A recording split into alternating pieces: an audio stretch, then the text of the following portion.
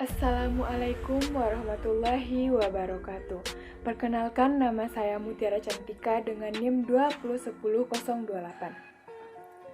Saya berasal dari kampus STK IPA Sekia Padang dengan prodi Pendidikan Guru Pendidikan Anak Usia Dini. Di sini saya akan membahas tentang mata kuliah Konsep Dasar PAUD, yang guru pembimbingnya adalah Ibu Tesya Cahyani Kusuma MPD.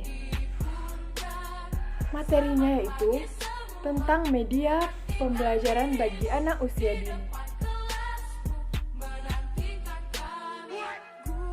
Media adalah perantara atau pengantar terkait dengan pembelajaran. Media adalah segala sesuatu yang dapat digunakan untuk menyampaikan pesan dari pengirim kepada penerima pesan, sehingga dapat merangsang pikiran, perasaan, dan perhatian anak didik untuk tercapainya suatu tujuan pendidikan. Jadi, media pembelajaran adalah segala bentuk alat komunikatif yang dapat digunakan untuk menyampaikan pesan atau informasi dari sumber kepada anak didik. Selanjutnya yaitu jenis media pembelajaran.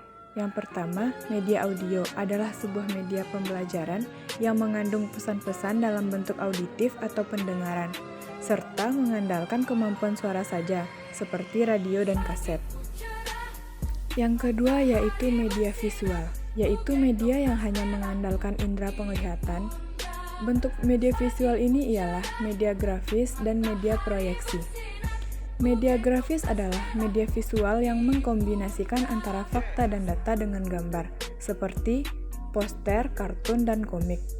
Sedangkan media proyeksi adalah media proyektor yang mempunyai unsur cahaya dan lensa atau cermin, misalnya OHP, slide, dan film strip. Media yang ketiga yaitu media audiovisual, adalah media yang mempunyai unsur suara dan unsur gambar.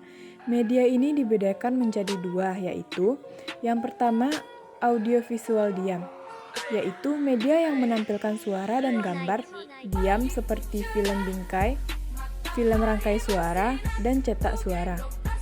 Yang kedua yaitu audiovisual gerak, yaitu media yang dapat menampilkan suara dan gambar yang bergerak seperti film suara dan video kaset.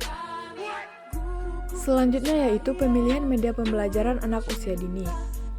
Dalam pemilihan media pembelajaran ada beberapa faktor yang harus diperhatikan. Yang pertama yaitu dana atau material. Kebanyakan guru di sekolah tidak menggunakan media untuk mempermudah siswa dalam mempelajari sesuatu materi pelajaran, dikarenakan dana yang dibutuhkan cukup mahal, sedangkan sekolah tidak memfasilitasi dengan baik. Maka, guru harus benar-benar pandai dalam membuat media agar tidak menghabiskan dana yang mahal, seperti guru memanfaatkan barang-barang bekas dalam pembuatan media. Yang kedua yaitu materi pelajaran. Selain dana, di sini guru juga harus memperhatikan materi pembelajaran, karena di setiap materi itu berbeda, maka penggunaan medianya pun juga harus berbeda.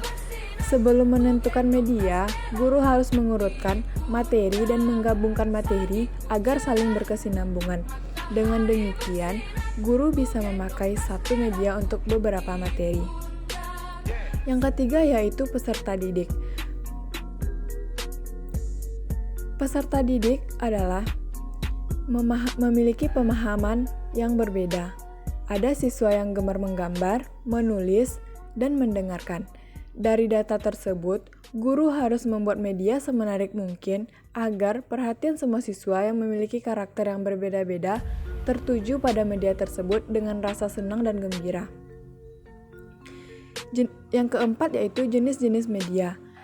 Pendidik dalam memilih media harus menentukan jenis media yang akan digunakan, yaitu antara lain ada media audio, visual, dan audiovisual, serta alat peraga. Dengan adanya media seperti itu, pendidik bisa melakukan stimulus respon dengan peserta didik dengan baik. Selanjutnya yaitu kriteria dalam pemilihan media.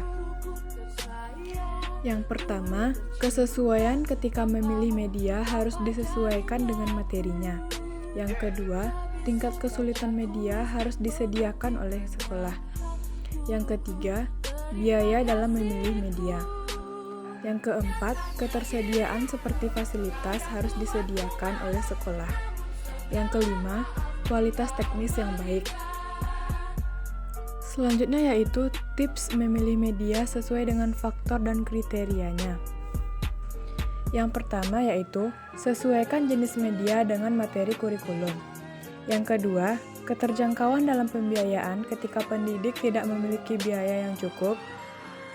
Yang ketiga, yaitu ketersediaan perangkat keras untuk pemanfaatan media pembelajaran di setiap jenjang.